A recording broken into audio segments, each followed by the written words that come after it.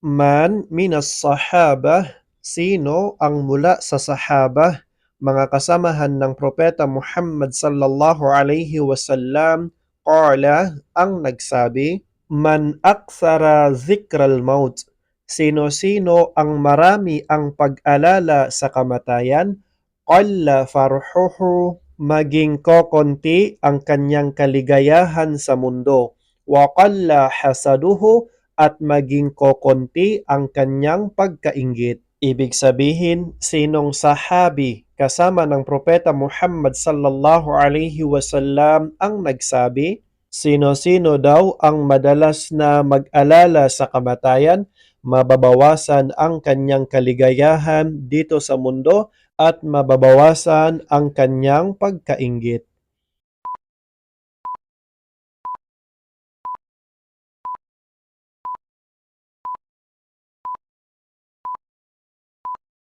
Ang tamang sagot ay Abu Darda'i radiyallahu an, si Abu Darda, kinaluguran siya ni Allah.